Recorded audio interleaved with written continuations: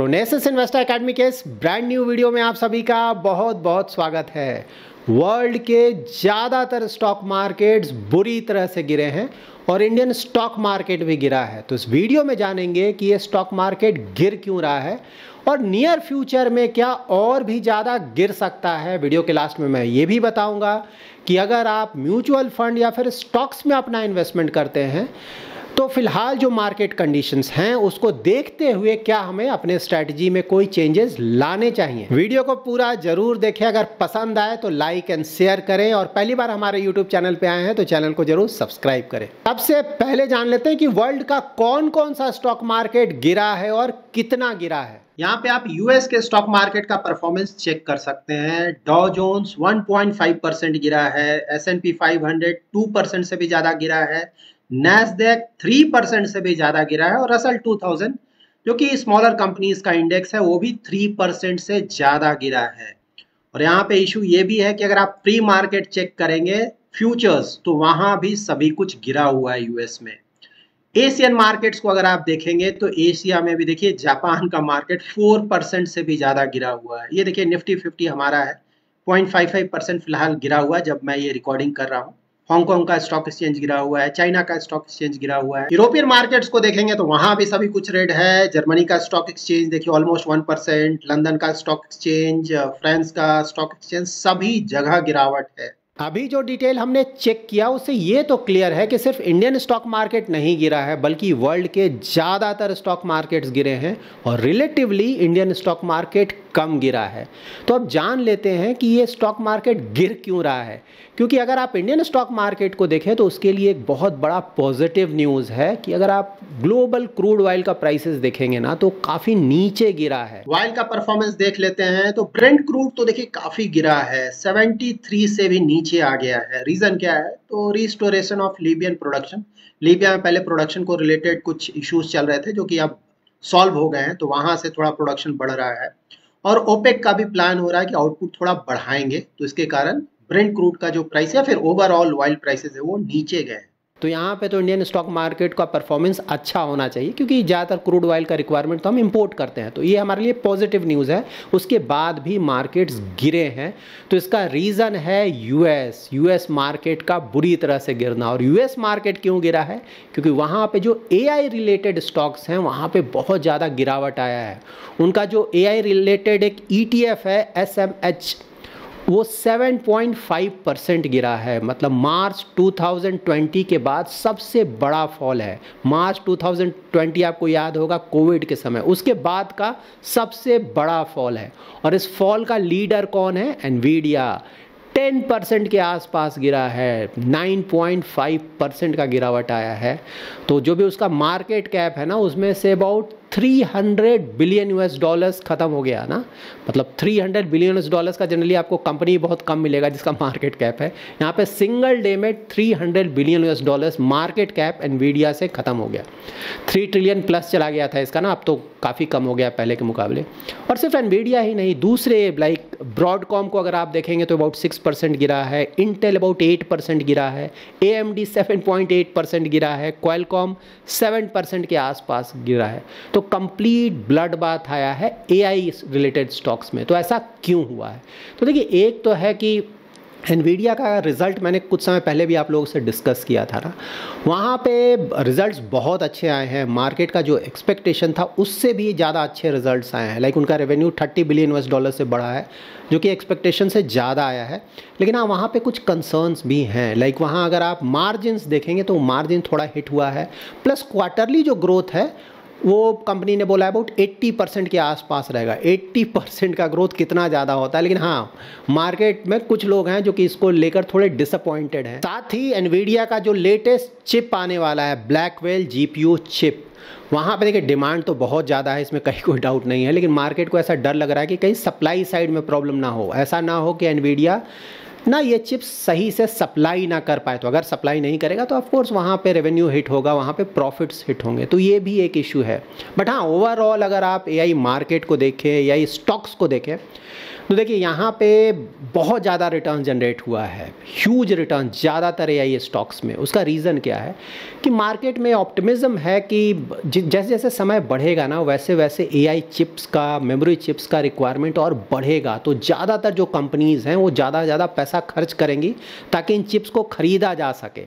तो ऑफकोर्स जब डिमांड बढ़ेगा, रिक्वायरमेंट बढ़ेगा, तो जो एआई रिलेटेड कंपनीज़ हैं उनका परफॉर्मेंस भी इंप्रूव होगा, इसीलिए इतना ज़्यादा रिटर्न आ रहा है। लेकिन कभी कभी मार्केट को क्या लग रहा है कि ऐसा ना हो कि यूएस में रिसेशन आ जाए, क्योंकि चाइना में तो ऑलरेडी प्रॉब्लम है। चाइना रिलेटेड ब्लूमबर्ग का एक रिपोर्ट आया है फैक्ट्री एक्टिविटी से रिलेटेड, तो वहाँ पे जो फैक्ट्री एक्टिविटी है वो 4th स्ट्रेट मंथ अगर देखें लगातार 4 महीने से कॉन्ट्रैक्ट कर रहा है। तो ऑफ कोर्स इससे पता चलता है कि चाइना का जो ग्रोथ है वो काफ़ी हद तक स्लो डाउन हो रहा है।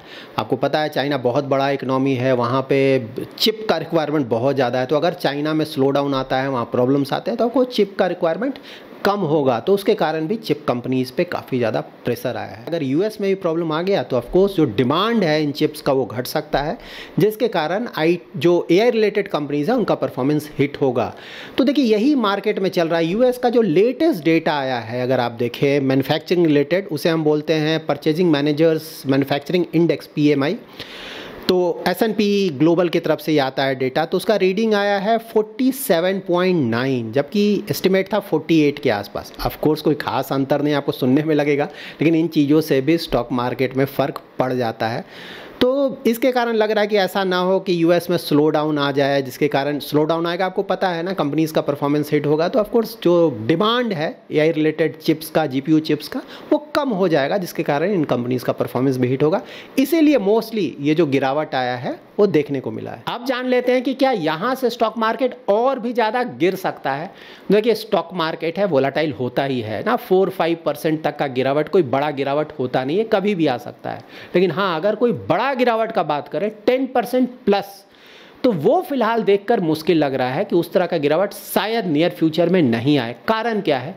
देखिए गिरावट का रीज़न क्या बोला जा रहा है कि अगर यूएस में रिसेशन आ गया, वहाँ पे बिल्कुल गिरावट आ सकता है, 10% क्या 20% भी गिरावट आ सकता है यूएस मार्केट्स में, और इंडियन मार्केट भी उसके कारण इम्पैक्टेड होगा। और खासकर चाइना भी अगर आप देखें तो वो भी तो डाउन एंड आउट है। तो अगर चाइना ऑलरेडी डाउन है, यूएस भी अगर डाउन हो गया, तो बिल्कुल वर्ल्ड मार्केट्स में प्रॉब्लम आएगा। लेकिन यहाँ पे ये भी ध्यान में रखना है कि फेड रिज़र्व की तरफ से मोस्टली ये इंडिकेशन दे दिया गया है कि सितंबर में ही, मतलब नेक्स्ट फ्यू डेज़ में रेट कट आने वाला है। ऑफ कोर्स डेटा पे डिपेंड करेगा, इन्फ्लेशन का डेटा कैसा आता है, अनएम्प्लॉयमेंट का डेटा कैसा आता है, नेक्स्ट फ्यू डेज़ में आएगा। तो उसके आधार पर ये डिसाइड होगा कि 25 बेसिस पॉइंट रेट कट होगा या फिर 50 बेसिस पॉइंट रेट कट होगा। ऑफ कोर्स ये भी डिसाइड होगा कि इस पूरे साल में 75 बेसिस पॉइंट का रेट कट होगा या फिर 100 या फिर उससे भी ज़्यादा। बट हाँ, फिलहाल लगता है कि 25 तो होना चाहिए। और अगर थोड़ा बहुत प्रॉब्लम आया भी तो रेट कट बढ़ेगा।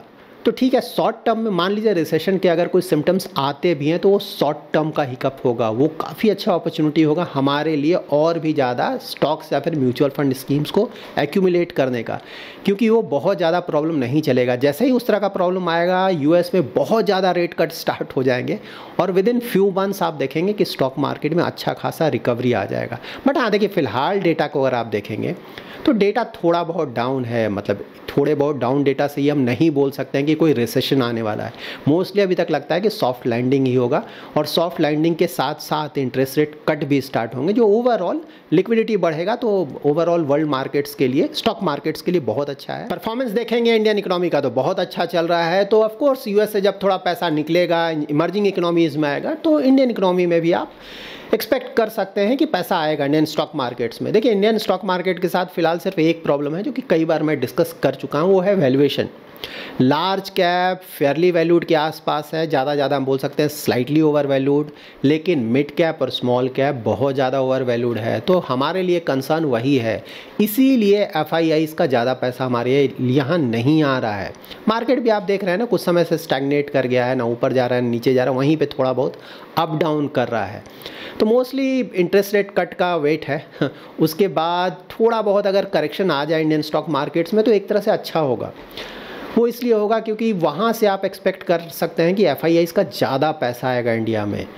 तो देखिए वो आइसिंग ऑन द केक है FIIs का पैसा, मैंने हमेशा आप लोग को बताया, ये बात बिल्कुल सही है। रिटेल का पैसा आ रहा है, DIIs का पैसा आ रहा है, लेकिन उस पर अगर और ज़्यादा पैसा आए बाहर से भी पैसा हो तो उसमें क्या हर्ज है, उससे स्टॉक मार्केट और भी तेज़ी से ऊपर जाएगा। तो देखिए भाई, वैल्यूएशन देखना होगा, मे बी थोड़ा वेट होगा FIIs की तरफ से, थोड़ा वैल्यूएशन थोड़ा रीजनेबल होगा, थोड़ा बहुत और गिरावट आए अगर इंडियन स्टॉक मार्केट्स में, तब वहाँ से भी पैसा आने लगेगा और उसके कारण आप देखेंगे कि इंडियन स्टॉक मार्केट्स में परफॉर्मेंस अच्छा होगा। बट हाँ, ओवरऑल देखिए नियर फ्यूचर में ऐसा ही लगता है कि कोई बहुत ज़्यादा रिटर्न शायद ना आए। नियर फ्यूचर की मैं बात बोल रहा हूँ, medium to long term yes, no doubt India का ग्रोथ स्टोरी इंटैक्ट है तो बहुत अच्छे रिटर्न्स आएंगे। शॉर्ट टर्म में मे बी 1-2 मंथ में शायद कुछ खास ना हो और थोड़ा बहुत गिरावट आए तो अच्छा है, एक्युमुलेट करने का बहुत अच्छा समय है। देखिए यहाँ पे एक होता है म्यूचुअल फंड इन्वेस्टर जो कि ज़्यादातर इन्वेस्टमेंट म्यूचुअल फंड में करते हैं, दूसरा इन्वेस्टर हो गया जो कि डायरेक्ट इक्विटी में अपना इन्वेस्टमेंट करते हैं, स्टॉक्स में इन्वेस्टमेंट करते हैं। देखिए म्यूचुअल फंड अगर इन्वेस्टर हैं तो स्टॉक पोर्टफोलियो में चेंजेस नहीं करना चाहिए ना, मार्केट अप डाउन लगा रहता है। अगर आप लॉन्ग टर्म इन्वेस्टर हैं ना, 5 ईयर्स 10 ईयर्स 15-20 ईयर्स के लिए इन्वेस्टमेंट कर रहे हैं तो एक बार आप अपना पोर्टफोलियो डिसाइड कर लें ना, एसेट एलोकेशन डिसाइड कर लें, डेट में इतना रखेंगे, इक्विटी में इतना रखेंगे, मार्केट कैप डिसाइड कर लें कि लार्ज कैप में इतना, मिड कैप में इतना, स्मॉल कैप में, रफली, ऑफ कोर्स एग्जैक्टली तो पॉसिबल नहीं है, रफली, और उसको फॉलो करते रहें। मार्केट ऊपर है नीचे है डजेंट मैटर। अगर किसी का SIP चला बहुत अच्छा है, SIP इसीलिए होता है कि मार्केट ऊपर हो नीचे हो, आपको हमेशा कंटिन्यू रखना है। और अगर बड़ा पैसा है तो ऑफ कोर्स बड़ा पैसा फिलहाल आप अवॉइड कर सकते हैं डालना, खासकर मिड कैप स्मॉल कैप में बिल्कुल अवॉइड करें बड़ा पैसा एक साथ डालने का। 6 मंथ्स का STP सिस्टमैटिक ट्रांसफर प्लान वो करें। तो यहाँ पे पोर्टफोलियो में कोई चेंजेस करने की फिलहाल ज़रूरत नहीं लगती। हाँ, कोई बड़ा पैसा है तो वहाँ पे सावधानी से बिल्कुल इन्वेस्ट करना चाहिए, एक साथ पूरा पैसा नहीं डालें तो अच्छा है। और स्टॉक्स में अगर आप इन्वेस्टमेंट करते हैं तो देखिए लॉन्ग टर्म वहाँ भी वही है, अगर अच्छे क्वालिटी के स्टॉक्स हैं तो फिर चेंज करने की ज़रूरत नहीं है। थोड़ा बहुत सेक्टर जो रोटेशन होता है ऑफकोर्स वहाँ पे आप कर सकते हैं। जैसे आपने देखा कि कुछ सेक्टर्स में बहुत ज़्यादा ओवर वैल्यूएशन हो गया है, आपको लग रहा है कि नहीं बिल्कुल गिरेगा ही, तो वहाँ पे ऑफकोर्स थोड़े बहुत आप चेंजेस कर सकते हैं। मैं भी अपने पोर्टफोलियो में थोड़े बहुत चेंजेस करता हूँ, तो स्टॉक में यस आप कर सकते हैं। म्यूचुअल फंड में चेंजेस करने की ज़रूरत नहीं है, स्टॉक्स में भी थोड़े बहुत ही चेंजेस करें। सेक्टर रोटेशन देखिए हो भी रहा है इंडियन मार्केट्स में ना, पहले PSUs का परफॉर्मेंस बहुत चला, उसके बाद ना रेलवे डिफेंस या PSU बैंक्स, अब देखेंगे लास्ट 2-3 मंथ्स में थोड़ा वहाँ पे डाउनफॉल आया है। IT नहीं चल रहा था, IT में देखेंगे तो परफॉर्मेंस वापस आया, फार्मा नहीं चल रहा था वहाँ पे परफॉर्मेंस आ रहा है, FMCG में थोड़ा बहुत परफॉर्मेंस वापस आया है, और साथ ही ना कैपिटल गुड्स अगर देखें तो वहाँ भी परफॉर्मेंस ऑल्दो बहुत ज़्यादा ओवर वैल्यूएशन है लेकिन अभी भी ठीक ठाक वहाँ भी चल रहा है। ओवरऑल इंडस्ट्रियल्स को देखें तो डाउनफॉल आया है वहाँ पे लास्ट 2-3 मंथ्स में, और ये होता है, सेक्टर रोटेशन है, वैल्यूएशन बहुत ज़्यादा हो गया।